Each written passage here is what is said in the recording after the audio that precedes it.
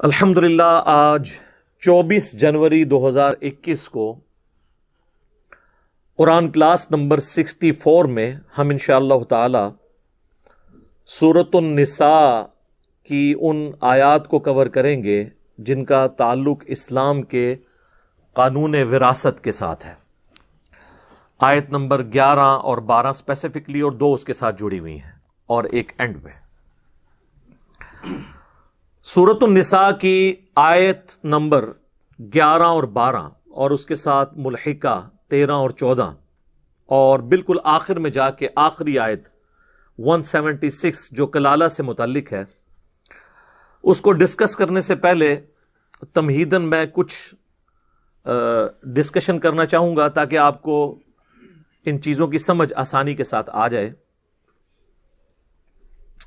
سورۃ النساء کی جو یہ آیات ہیں، انہوں نے اسلام میں جو قانون وراثت ہے اس کو بیان کیا ہے، اور یہ آیات ناسخ ہیں سورۃ البقرہ کی آیت نمبر 180، 180، 181 اور 182 کنزیکٹیو 3 آیات سورۃ البقرہ میں آئی ہیں، جس میں پہلے حکم یہ نازل ہوا تھا کہ ہر مسلمان پہ یہ فرض ہے کہ اس نے مرنے سے پہلے اپنے قریبی رشتہ داروں کے لیے اپنی مال و دولت میں کوئی وصیت لکھوا دینی ہے۔ وہ سورۃ البقرہ کی آیت نمبر 180 میں آتا ہے، اعوذ باللہ من الشیطان الرجیم، بسم اللہ الرحمن الرحیم، کتب علیکم اذا حضر احدکم الموت، تم پر یہ فرض کیا گیا ہے کہ جب کبھی بھی کوئی شخص موت کے دہانے پر پہنچ جائے، اسے موت آ جائے، یعنی قریب المرگ ہو، ان ترک خیرا الوصیۃ للوالدین والاقربین، کہ وہ اگر کوئی ترکہ کوئی مال و دولت چھوڑ کر جا رہا ہے تو اس میں وصیت کر دے اپنے ماں باپ اور قریبی رشتہ داروں کے لیے، یعنی بیوی بچوں کے لیے، بالمعروف، معروف طریقے کے اوپر، حقا علی المتقین، یہ اللہ کی طرف سے ایک حق ہے، یہ فرض کیا گیا ہے مومنین کے اوپر، متقین کے اوپر کہ وہ یہ کریں گے۔ فمن بدلہ بعد ما سمعہ، اور اس کے مرنے کے بعد جو کوئی اس کی وصیت کو بدل دے گا، فإنما اثمہ علی الذین یبدلونہ، تو اس کا گناہ ان لوگوں پر ہوگا جنہوں نے اس کے مرنے کے بعد اس کی وصیت کو بدل دیا، یعنی اس نے وصیت کی کہ اتنا مال میرے ماں باپ کو ملے، اور بعد میں اس کی اولاد میں سے کوئی قابض ہو کر ماں باپ کو محروم کر دے، تو گناہ جو ہے وہ ان لوگوں پہ ہوگا، اس میت کے اوپر کوئی گناہ نہیں ہے۔ ان اللہ سمیع علیم، بے شک اللہ تعالیٰ سننے والا ہے، علم والا ہے، ایک ایک چیز نوٹ کر رہا ہے، جس کی جو غلطی ہے اس کو اس پہ سزا دی جائے گی۔ فمن خاف من موص جنفا او اثما، ہاں اگر کسی کو خدشہ ہو اس معاملے میں کہ جو مرنے والا ہے اس نے کسی کے ساتھ زیادتی کر دی ہے، کسی بیٹے سے یا بیٹی سے وہ ناراض تھا، اس کو اس نے آنکھ کر دی ہے، تو اسلام میں تو آپ آنکھ نہیں کر سکتے، فَأَصْلَحَ بَيْنَهُمْ فَلَا إِثْمَ عَلَيْهِ، تو آپس میں صلح صفائی کے ساتھ کوئی حصہ مقرر کر رہو تو اس پہ کوئی گناہ نہیں ہے، یعنی تم مرے ہوئے بندے کی وصیت بدل بھی سکتے ہو اگر وہ کسی کے ساتھ زیادتی کر کے مرا ہے۔ ان اللہ غفور الرحیم، بے شک اللہ تعالیٰ بخشنے والا ہے، مہربان ہے۔ تو یہ جو آیات تھی نا، ان میں حکم تھا کہ مرنے سے پہلے وصیت کرنی ہے، اور دیکھ لیں اس میں ماں باپ کا اور قریبی رشتہ داروں کا ذکر آیا، لیکن یہ سورۃ البقرہ ہے جو شریعت محمدیہ صلی اللہ علیہ وآلہ وسلم کا بلیو پرنٹ اور ابتدائی خاکہ ہے، اور شریعت محمدیہ صلی اللہ علیہ وآلہ وسلم کے جو فائنل احکام ہیں وہ سورۃ النساء اور سورۃ المائدہ میں ہے۔ اب ہم پڑھ رہے ہیں سورۃ النساء، تو اس میں یہ جو آیات ہیں، سورہ نساء کی آیت نمبر 11 اور 12 اور پھر آخری آیت 176، ان آیات نے سورۃ البقرہ کی ان 3 آیات کو منسوخ کر دیا، یہ ناسخ ہیں۔ وہ اکثر علماء کہہ رہے ہوتے ہیں جی ناسخ و منسوخ کا علم پتہ ہونا چاہیے۔ بمشکل 5 قرآن میں آیات ہیں جو منسوخ ہوئی ہیں، اور ان کی ناسخ آیات قرآن میں موجود ہیں۔ تو آلموسٹ 6,500 کے قریب آیات ہیں. ان سے لوگوں کو دور کرنے کے لیے ان 5 مقامات کی لوگ مثال دیتے ہیں, اور ان سے بھی ذرا پوچھ لیں کون سی ہیں, تو اکثر علماء کو بھی نہیں پتا ہوتی. اس پہ میری الگ سے بھی ویڈیو ریکارڈ موجود ہے, ناسخ و منسوخ قرآن کے اندر, احادیث میں بھی ہوتا ہے. تو یہ آیات جو ہیں اس کو منسوخ کرنے والی ہیں, کیونکہ ان آیات میں سورۃ النساء کے اندر اللہ تعالیٰ نے خود ہی حصہ مقرر کر دیا کہ آٹومیٹکلی جو بندہ مرے گا نا, اس کے ماں باپ کو اتنا حصہ ملے گا, اس کی بیویوں کو اتنا حصہ ملے گا, اس کی اولاد کو اتنا حصہ ملے گا, اور اگر اولاد نرینہ نہیں ہے تو پھر اس کے بہن بھائیوں کو اتنا حصہ ملے گا, اور اگر کلالہ ہے تو پھر اس کے بہن بھائیوں کو اتنا حصہ ملے گا. وہ ساری چیزیں اللہ تعالیٰ نے خود ڈیفائن کر دی, اس لیے وہ آیات منسوخ ہو گئی. تو وصیت کرنا اب لازمی نہیں ہے, ہاں آپشنل ہے, کوئی کر سکتا ہے, لیکن وہ وصیت پھر وارث کے لیے نہیں کر سکتا, کیونکہ وارث کا حصہ اللہ نے قرآن میں رکھ دیا. میں بعد میں بتا دوں گا اس سے ریلیٹڈ حدیث بھی. تو قانون وراثت جو ہے اسلام کا, اس کو احادیث کی ٹرمنالوجی میں کہتے ہیں کتاب الفرائض, یا عربی میں کتاب الفرائض بعد ہے. جس طرح ہم طہارت سے جو متعلق احادیث ہیں وہ کتاب الطہارہ ہوتی ہے, روزوں سے متعلق احادیث کتاب الصیام یا کتاب الصوم میں ہوتی ہیں. اسی طریقے سے تقدیر سے متعلق جو احادیث ہیں وہ کتاب القدر میں ہوتی ہیں, یعنی یہ چیپٹرز کے نام ہیں. خوابوں سے متعلق کتاب الرؤیا کے اندر ہوتی ہیں. اس طرح جو وراثت کے قوانین کی جو احادیث ہے نا, اس کے لیے جو محدثین نے ٹرم ڈیوائز کی ہے وہ ہے کتاب الفرائض, اور عربی میں ہوگا ضاد پڑھیں گے کتاب الفرائض. تو کتاب الفرائض جو ہے یہ چیپٹرز ہیں باقاعدہ احادیث کی کتابوں میں. اور اگر آپ کو کمبائنڈ فارم میں وہ احادیث چاہیے تو آپ مشکات المصابیح کی دوسری جلد کے اندر 39 احادیث اس سے متعلق ہیں. انٹرنیشنل نمبرنگ کے مطابق 3041 سے لے کر 3079 تک کتاب الفرائض چیپٹر میں. اس سے پیچھے بھی 2-3 چیپٹر ہیں ہدیہ اور ہبہ سے ریلیٹڈ, وہ بھی آپ ملائیں تو یہ آلموسٹ 60-70 کے قریب احادیث ساری جو مین سٹریم کی کتابوں کی آپ کو مشکات میں مل جائیں گی. اسی لیے میں بار بار کہتا ہوں کہ مشکات شریف آپ ضرور اپنے پاس رکھیں. اس کا PDF آپ فری ڈاؤن لوڈ کر سکتے ہیں ہماری ویب سائٹ ahlsunnatpak.com سے, اور اگر آپ نے ڈاک میں یہ منگوانی ہے تو ہماری اکیڈمی کا نمبر صبح 9 سے شام 5 بجے تک آلموسٹ کھلا ہوتا ہے. بیچ میں نمازوں کا وقفہ ہے, بعض اوقات نمبر بیزی بھی رہتا ہے, اتنی زیادہ کالز آ رہی ہوتی ہیں. تو نو پروفٹ نو لاس کے اوپر TCS آپ کے گھر ہم صرف 2500 روپیز میں کروا دیں گے. اور یہ 3 جلدیں ہیں, آلموسٹ 800-900 صفحوں کی ایک جلد ہے. ایک جلد کی فوٹو کاپی 2000 میں نہیں ہو سکتی, اور ہم تینوں جلدیں اکیڈمی سے آ کے لیں تو 2000 کی, اور ڈاک میں منگوائیں تو 2500 کی, کیونکہ ہم نے TCS کروانا ہوتا ہے. تو نو پروفٹ نو لاس کے اوپر ہم دے رہے ہوتے ہیں تاکہ لوگ کتابوں کے ساتھ شغف رکھیں. تو اسے میں نے ڈکلیئر کیا ہے انسائکلوپیڈیا آف حدیث, بخاری, مسلم, ابو داؤد, ترمذی, نسائی, ابن ماجہ.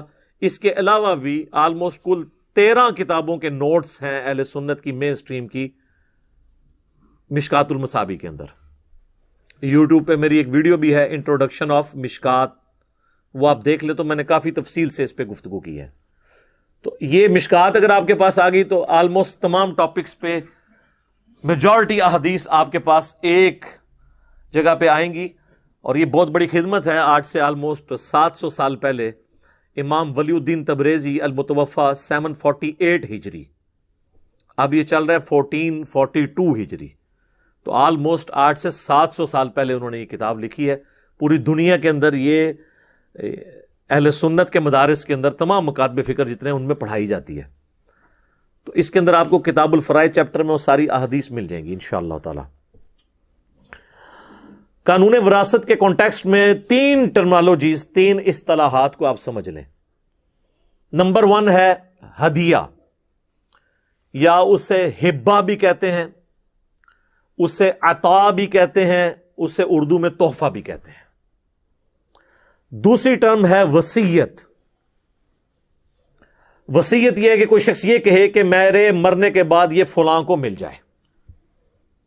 ہبہ یہ ہے کہ وہ اپنی زندگی میں کسی کو گفٹ کرتے ہیں. اور تیسری ٹرم ہے وراثت. وراثت یہ ہے کہ آٹومیٹکلی مرنے کے بعد جن جن کا حصہ اس دولت میں بنتا ہے وہ ان کو مل جائے گا. تو یہ تینوں ٹرمز الگ سے ہیں. ہبہ یا جسے ہدیہ بھی کہتے ہیں یا گفٹ. وصیت یعنی میرے مرنے کے بعد. گفٹ ہے اپنی زندگی میں اپنے ہاتھوں سے. وصیت میرے مرنے کے بعد فلاں کو ملے, زندگی میں ہی مالک ہوں. اور وراثت آٹومیٹکلی ٹرانسفر ہو جائے گی مرنے کے بعد جس کا جو حصہ ہے. اب آج اس میں پہلی ٹرم جو ہے ہدیہ. ہدیہ اور گفٹ یہ آپ اپنی زندگی میں اپنے قریبی رشتہ داروں کو بھی کر سکتے ہیں, کسی این جی او کو بھی کر سکتے ہیں, کسی مدرسے کو بھی کر سکتے ہیں. لیکن اولاد میں جب کریں گے تو آپ نے ایکولی ڈسٹریبیوٹ کرنا ہوگا, اور اس میں مرد و عورت کی تفریق بھی نہیں ہوگی. لڑکی ہے یا لڑکا برابر کا حصہ ہوگا. اس کانٹیکسٹ میں حدیث ہے صحیح بخاری اور صحیح مسلم کے اندر, سیدنا نعمان ابن بشیر رضی اللہ تعالیٰ عنہ کہتے ہیں کہ میرے والد مجھے نبی علیہ السلام کی خدمت میں لے گئے اور عرض کیا اللہ کے رسول, میں نے یہ اپنا جو بچہ ہے اس کو ایک غلام ہبہ کیا ہے, ہدیہ دیا ہے, تحفہ دیا ہے. تو آپ صلی اللہ علیہ وآلہ وسلم نے پہلا سوال یہی کیا کہ کیا تم نے اپنی باقی اولاد کو بھی ایک ایک غلام گفٹ کیا ہے؟ تو انہوں نے کہا نہیں.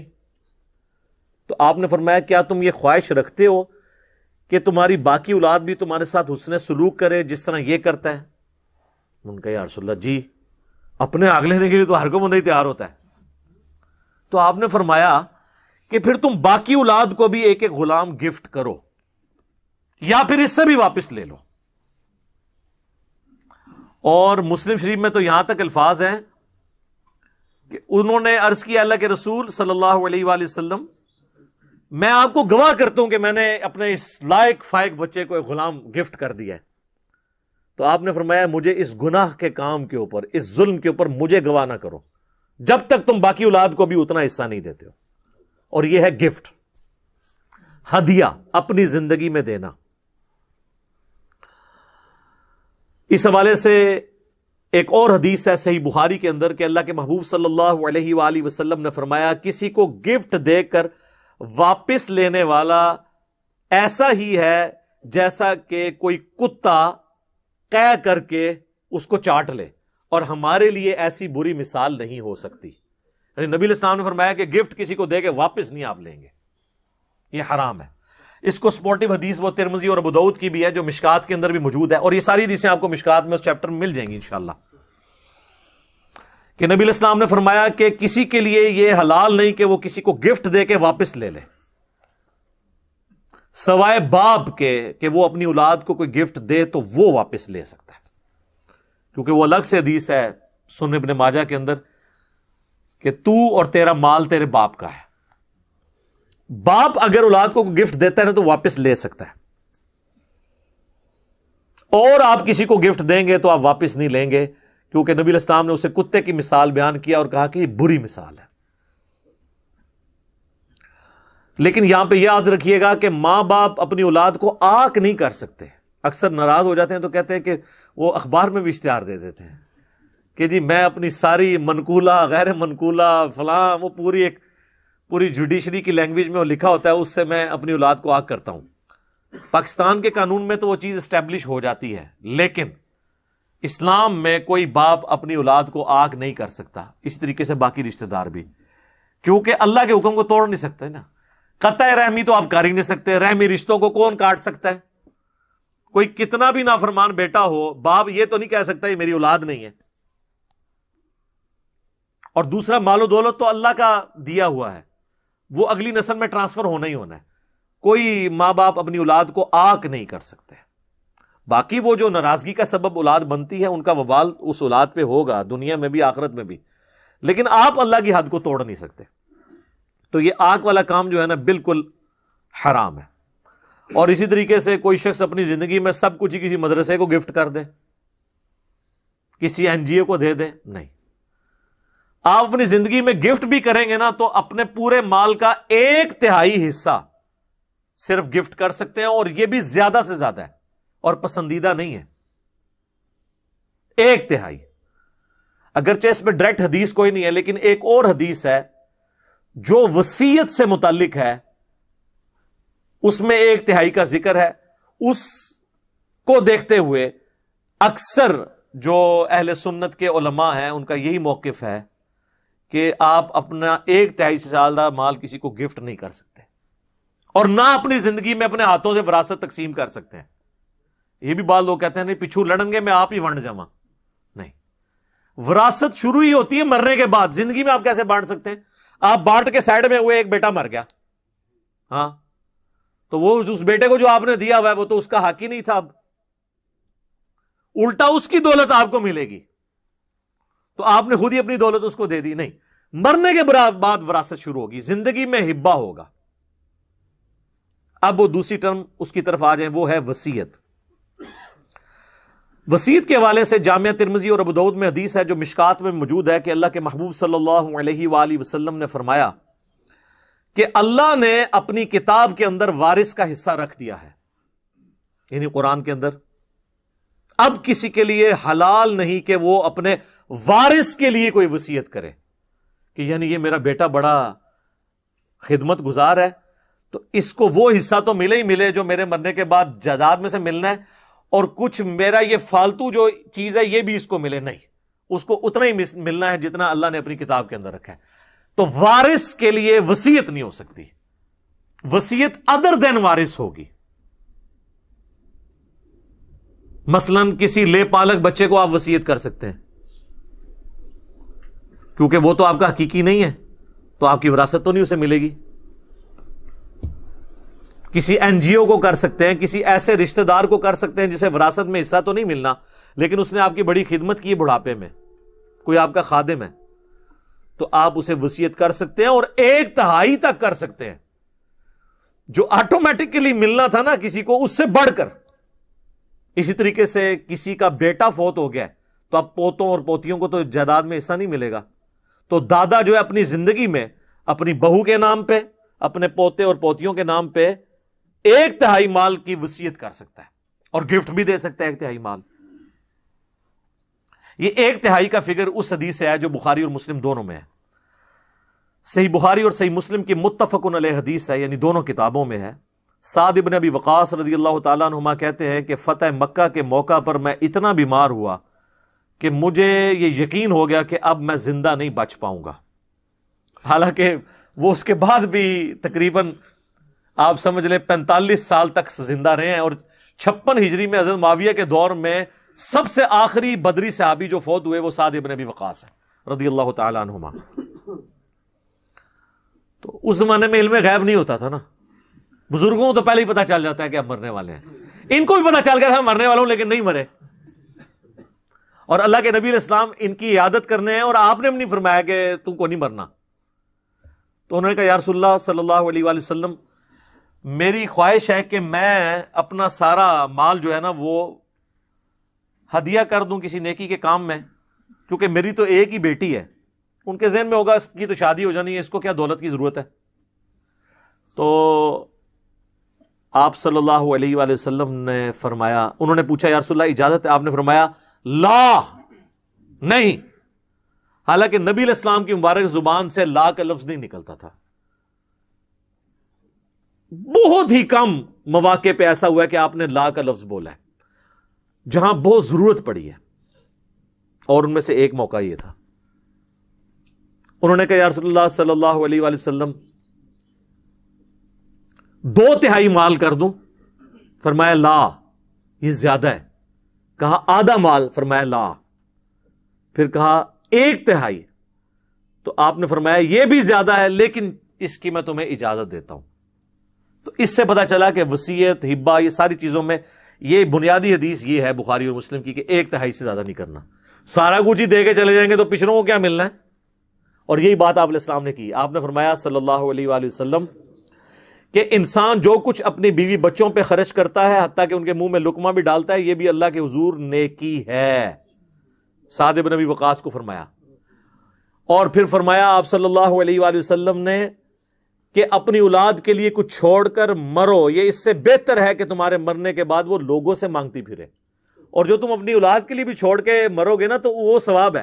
عام لوگ یہی سمجھتے ہیں اور مولوی ان کو پٹی یہی پڑھاتے ہیں کہ یہ مدرسے نو لکھ دو. وہ یہ سمجھتے ہیں کہ مدرسے کو لکھ دیا تو ثواب ہوگا اور اگر میری اولاد کو وراثت گئی تو ثواب نہیں ہوگا. نہیں بھائی، اولاد کو بھی جائے گا تو ثواب ہوگا، ثواب تو ہونا ہے. تو نبی علیہ السلام نے 1/3 مال زیادہ سے زیادہ کی اجازت دی کہ اس کو تم وصیت کر سکتے ہو، اس سے زیادہ نہیں. 2/3 پچھڑوں کے لیے چھوڑ کے مرو. یعنی آپ علیہ السلام نے ناپسند فرمایا کہ کوئی شخص سب کچھ ہی اللہ کی راہ میں خیرات کر کے چلا جائے.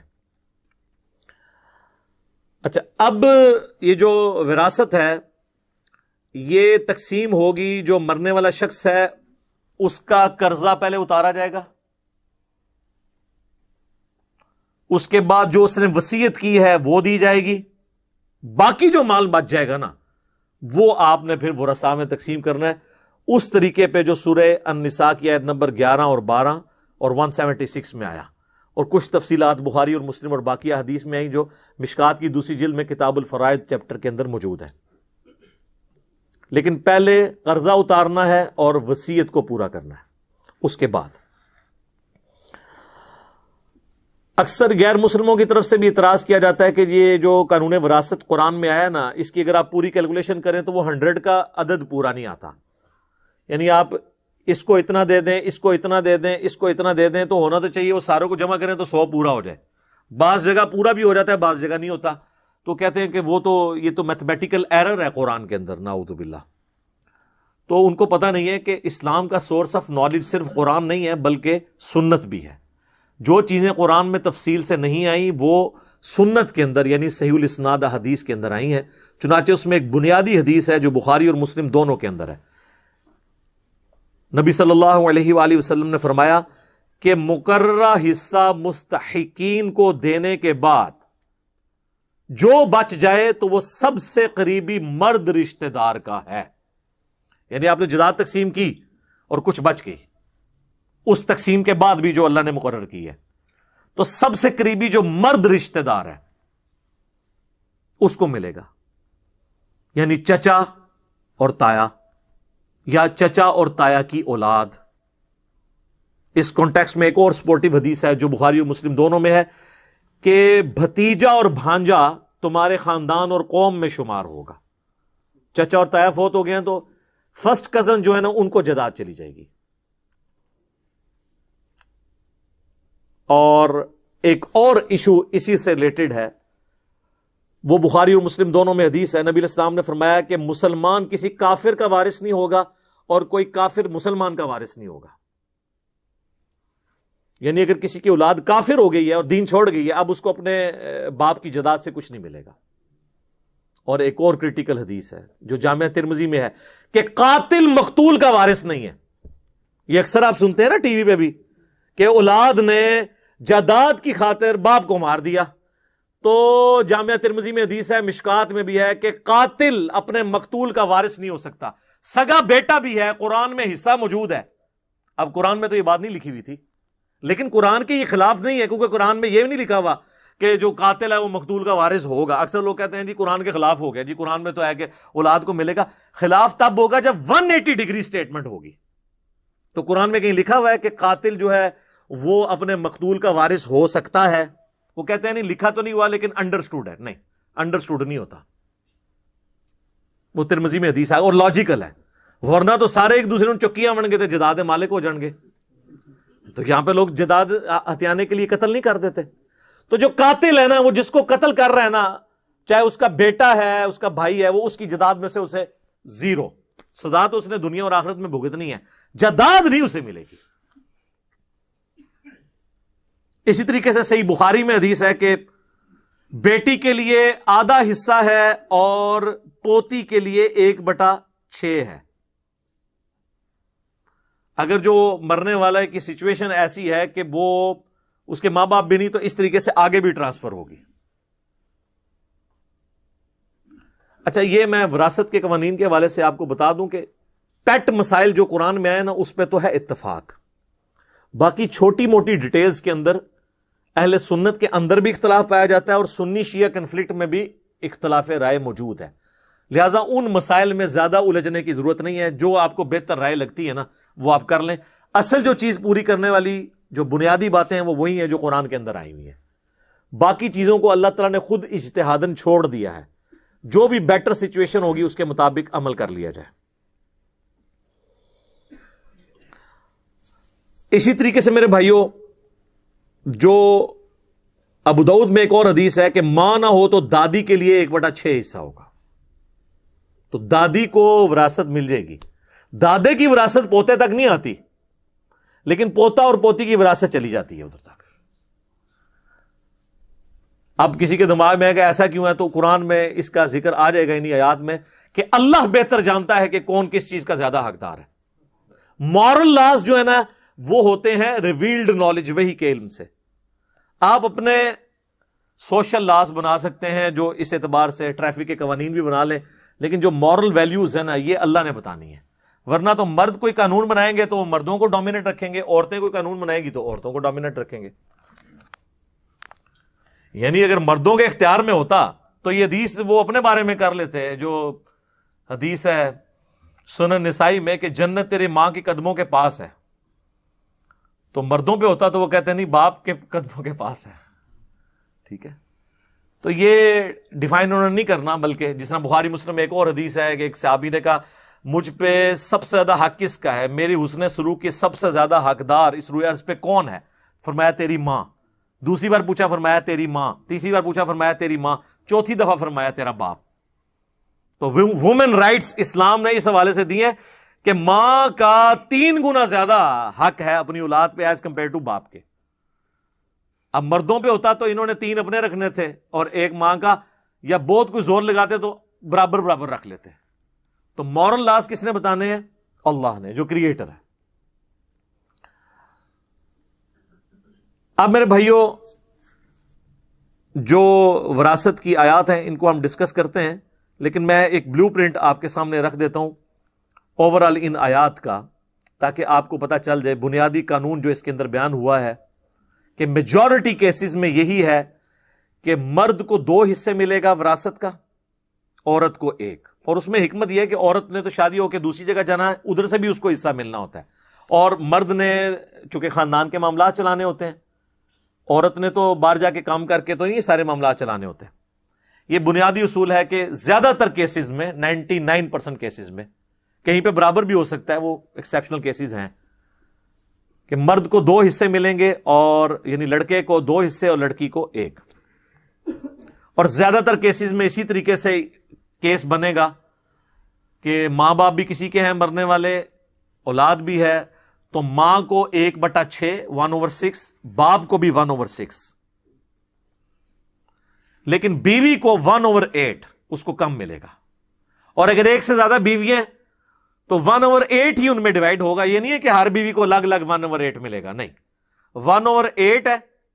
2 بیوی ہیں تو دونوں کو 1/16 مل جائے گا, وہ جمع کریں گے 1/8 ہو جائے گا. لیکن ماں باپ کو اللہ نے زیادہ حصہ دیا ہوا ہے کہ ماں کو الگ سے 1/6 ملے گا, باپ کو الگ سے 1/6 ملے گا. اور لڑکا ہے تو 2 حصے اور لڑکی ہے تو 1 حصہ. لیکن لڑکا اور لڑکی کے یہ حصے بعد میں ملیں گے. سب سے پہلے کام کیا ہوگا کہ اس کا قرض اتارا جائے گا مرنے والے کا, پھر وصیت, اور پھر جو مال ٹوٹل بچے گا نا اس پورے مال کو آپ نے 1/6 پہ ڈیوائڈ کرنا ہے.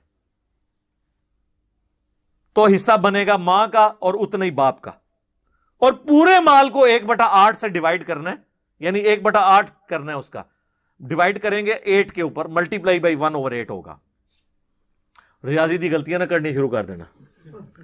تو 6 پہ ڈیوائڈ کریں گے پورے مال کو, تو ماں کا پورے مال میں سے اور اتنا ہی باپ کا, اور پورے مال کو ڈیوائڈ کریں گے 8 کے اوپر تو بیوی کا, اور اب جو بچ گیا تو وہ کتنا بچے گا, سارے نکال کے نا اب کچھ رقم بچ جائے گی, مال و دولت کچھ بھی, تو اس کو آپ نے اس طرح ڈیوائڈ کرنا ہے کہ لڑکی کو 2 حصہ اور لڑکے کو 2 حصے اور لڑکی کو 1. مثلا 2 بیٹیاں ہیں اور 3 بیٹے ہیں تو بڑا آسان طریقہ ہے نکالنے کا, 2 بیٹیاں 3 بیٹے, تو چونکہ بیٹوں کو 2 حصہ ملنا ہے تو آپ سمجھ لیں وہ 3 نہیں 6 بن گئے, تو 6 حصے یہ ہو گئے اور 2 بیٹی کے کتنے ہو گئے 8.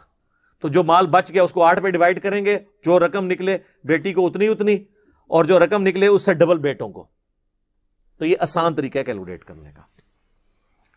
باقی پھر اس میں یعنی اگر اولاد نہیں ہے تو پھر بیوی کو ڈبل ہو جائے گا, 1/8 کی بجائے 1/4 آ جائے گا.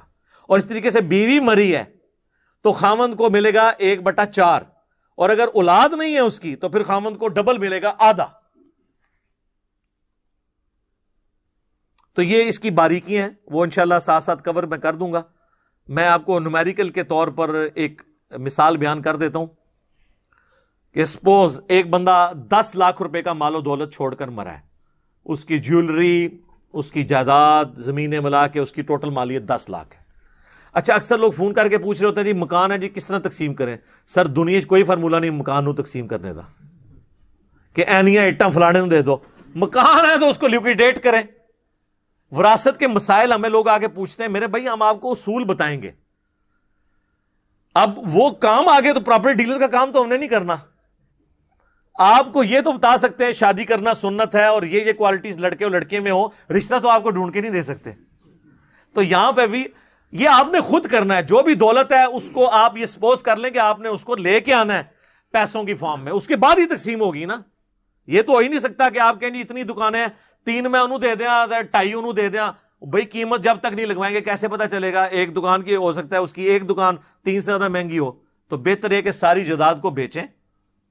ہاں یہ ہو سکتا ہے کہ اگر ورثہ خود آپس میں کچھ کر لیں طے کر کے پھر جواز موجود ہے, لیکن وہ والا طے نہ ہو جس طرح وہ کہتے ہیں جی وہ بہنوں نے تو کہہ دیا ہم نے لینا ہی نہیں ہے اور بہنوں فارغ کر دیں. میں تک نہ کسی بھن دے ہاتھی جا کے تسی 3 لاکھ روپے رکھو تو پھر بھرا نو کہ اہل ہے بھرا ہے گفٹ لے لے. وہ بہنوں کو پتا ہوتا ہے کہ جناب یا بھرا رکھ لئیے یا جائیداد لے لئیے, کیونکہ عورتوں کو تو ہر وقت انسیکیورٹی رہتی ہے نا کہ اگر ہم یہاں سے طلاق ہوگی تو پیچھے ہم کہاں جائیں گی. تو ان کو رشتہ داروں کا, اور اکثر اوقات عورتوں کے اندر یہ خامی ہے کہ ان کو اپنے بھائی اور بھائیوں کی اولاد بعض اوقات اپنے خاوند اور اپنی اولاد سے بڑھ کے عزیز ہوتے ہیں, چاہے وہ جتنا مرضی ذلیل کریں ان کو. تو اس لیے وہ کہتے ہیں جائیداد نہ ہی مطلب نہ ہی لیں ان سے. ویسے تو آپ ذرا جو کہتے ہیں نا جی اس طرح گفٹ ہو سکتا ہے, تو وہ عورت ایک دفعہ پیسے لے اور اپنے خاوند اور بچوں کو بھی بتا دے کہ جی میرا 30 لاکھ روپے مجھے ملا ہے باپ کی طرف سے, تو بچوں میں آپ کو گواہ کرتی ہوں کہ میں اپنے بھائی کو گفٹ کر رہی ہوں. تو میں تک نہ کیڑا بچہ کرن دینا ہے. سب کہانیاں بنائی ہوئی ہیں. ان سے نمازیں پڑھوا لیں, داڑیاں رکھوا لیں, باقی سارے نیکی کے کام کروا لیں, بہنوں کی جائیداد یہ ہڑپ کر لیتے ہیں. اور وہ ہم پڑھ چکے ہیں سورہ نساء میں کہ جو لوگ یتیموں کا مال نہ حق کھا رہے ہیں, جائیداد چاہے یتیم کی ہو یا غیر یتیم کی, وہ اپنے پیٹوں میں دوزخ کی آگ بھر رہے ہیں. ہاں جی. اور بخاری مسلم میں حدیث ہے جس نے ایک بالشت کسی کی زمین دبا لی 9 انچ 7 زمینوں کا توق اس کے گلے میں ڈالا جائے گا قیامت والے دن. یہاں پورے پورے پلاٹ ہڑپ کر جاتے ہیں, مذاق بنایا ہوا ہے, اور پھر کہتے ہیں کہ جی وہ جی بہنوں نے خود ہی معاف کر دیے. بہنیں بیچاری کیا کریں؟ اور بعض اوقات یہ بھی کیڑا ہوتا ہے کہ جی وہ یہ بہن جب ہم نے شادی کی تھی اس کو زیور اور ہم نے جہیز دے دیا تھا تو وہی وراثت ہوگی. نہ سر, وہ ہبہ ہے, گفٹ ہے.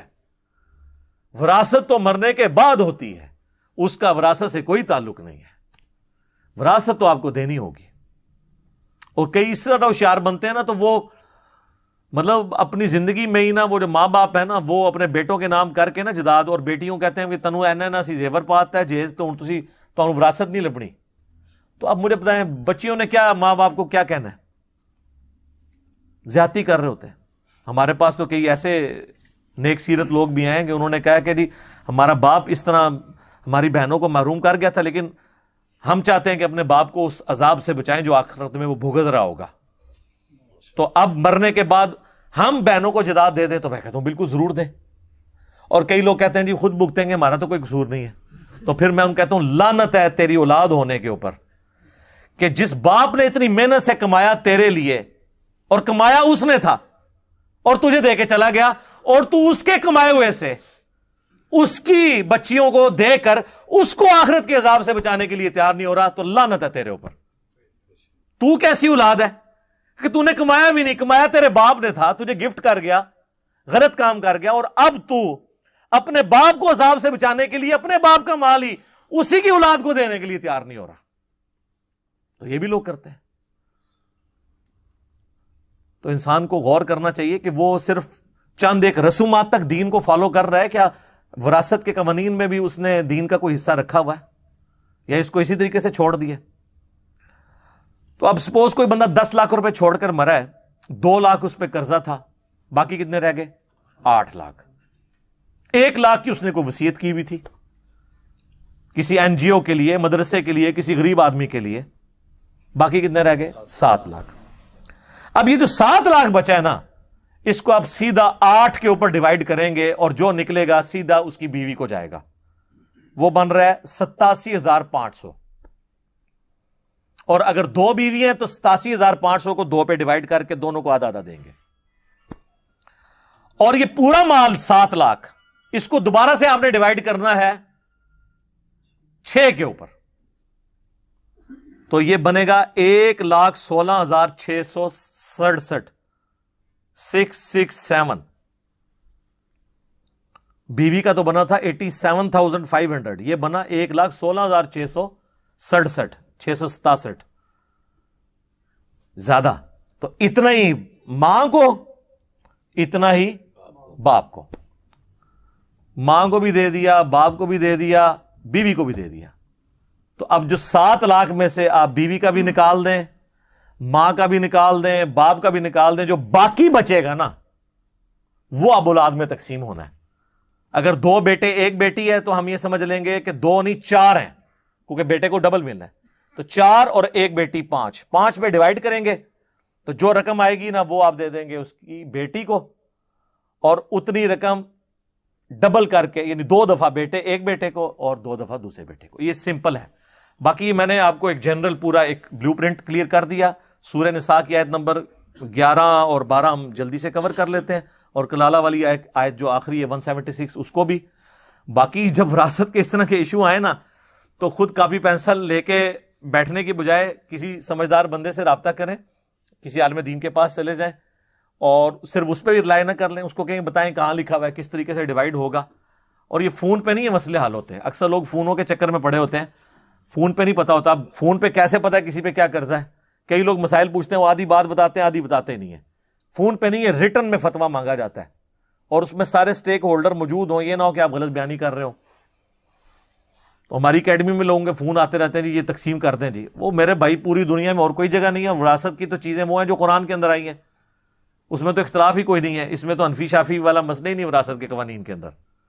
میجورٹی چیزوں میں وہ بہت ایکسیپشنل کیس ہے جس میں کوئی چیز ایسی آ جائے، ادروائز عام جو کیسز ہوتے ہیں نا وہ اسی طریقے سے ہو رہے ہوتے ہیں. تو اس کے لیے جو ہے نا وہ آپ کسی بھی ذمہ دار عالم دین سے رابطہ کریں، خود اس کے پاس کیلکولیٹر لے کے بیٹھ جائیں اور ڈیوائڈ کر کے جو جو حصہ بنتا ہے، جس جس کا بنتا ہے وہ اس کو دیں. اور یہ جو بہنوں سے معافی والا چکر ہے نا، اس سے آپ بچ کے ہی رہیں، یہ بہت بڑا فتنہ ہے. اب جلدی جلدی انشاءاللہ تعالی ہم وہ آیات کور کر لیتے ہیں جو سورہ النساء کے اندر اللہ تعالیٰ نے اس کانٹیکس میں نازل کی ہیں. میں اب اس کو صرف عربی اور ترجمہ کرتا جاؤں گا، وہ آپ کو خود بخود پتہ چل جائے گا. آلموسٹ میں نے ساری باتیں اس کے اندر کور کر دی ہوئی ہیں، وہ آپ کو سمجھ آ جائے گا کہ اوور آل بلیو پرنٹ کس طرح ہے اس کو تقسیم کرنے کا. اعوذ باللہ من الشیطان الرجیم، بسم اللہ الرحمن الرحیم. یوصیکم اللہ فی اولادکم، اللہ تعالیٰ وصیت کرتا ہے تمہیں اولاد کے معاملے میں، قانون وراثت کے اعتبار سے. للذکر مثل حظ الانثیین، ہر مرد لڑکے کے لیے 2 حصے ہیں عورتوں کے اعتبار سے. عورت کے لیے 1 حصہ اور مرد کے لیے 2 حصے. 2 عورتوں کے برابر 1 مرد کا حصہ ہوگا. فَإِن كُنَّ نِسَاءَ، پھر اگر صرف کسی کی لڑکیاں ہی ہوں، فَوْقَ اثْنَتَيْنِ، 2 سے زیادہ، فَلَهُنَّ ثُلُثَ مَا تَرَكَ، تو ان کے لیے 2/3 ہے جو میت نے چھوڑا. یعنی کسی کی 2 سے زیادہ بیٹیاں، بیٹا کوئی نہیں ہے، 3 ہیں 4 ہیں 5 ہیں بیٹیاں، تو اس کی پورے مال کا 2/3 حصہ بیٹیوں کو ملے گا، باقی اس کے بہن بھائیوں میں تقسیم ہوگا. ٹھیک ہو گیا. اور اگر وہ ماں باپ اس کے زندہ ہیں تو پھر پہلے پورے مال میں سے وہ ہوگا، وہ آگے آ رہا ہے. تو ہر چیز دوسرے کے ساتھ ریلیٹڈ ہے. وَإِن كَانَتْ وَاحِدَةً فَلَهَا النِّصْفُ، اور اگر اس کے مرنے والے کی ایک ہی لڑکی ہے تو وہ آدھی جائیداد کی مالک ہو جائے گی، اور باقی آدھی جائیداد کہاں جائے گی؟ بہن بھائیوں میں مرنے والے کے۔ وَلِأَبَوَيْهِ لِكُلِّ وَاحِدٍ مِّنْهُمَا السُّدُسُ، اور میت کے ماں باپ میں سے ہر ایک کو چھٹا حصہ ملے گا جو اس میت نے چھوڑا، مما ترک، جو اس نے چھوڑا، ان کان لہ ولد، بشرطے کہ میت کی اولاد ہو۔ فَإِن لَّمْ يَكُن لَّهُ ولد، اور اگر اس کی اولاد نہیں ہے، وَوَرِثَهُ أَبَوَاهُ فَلِأُمِّهِ الثُّلُثُ، اور صرف ماں باپ ہی اس کے وارث ہوں تو ماں کا تیسرا حصہ ہے، 1/3، اور باقی ہو جائے گا باپ کا، یعنی 2/3 باپ کا اور 1/3 ماں کا۔ فَإِن كَانَ لَهُ إِخْوَةٌ، اور اگر میت کے بہن بھائی بھی ہوں، فَلِأُمِّهِ السُّدُسُ، تو ماں کا چھٹا حصہ ہے، من بعد وصیت یوصی بها او دین، لیکن یہ تقسیم ہوگی وصیت پوری کرنے کے بعد اور قرض اتارنے کے بعد۔ آباؤکم و ابناؤکم، تمہارے باپ اور تمہاری اولادیں یا بیٹے، لا تدرون ایہم اقرب لکم نفعا، تمہیں نہیں معلوم کہ نفع کے اعتبار سے کون تمہارے زیادہ قریب ہے، یعنی کس کو تمہارے اعتبار سے زیادہ مال ملنا چاہیے، یہ تمہارا کام نہیں ہے، یہ اللہ نے ڈیسائیڈ کرنا ہے۔ فریضۃ من اللہ، یہ اللہ کے مقرر کیے ہوئے حصے ہیں۔ ان اللہ کان علیما حکیما، بے شک اللہ تعالی علم والا ہے اور حکمت والا ہے، اس کا علم بھی سب پہ حاوی ہے۔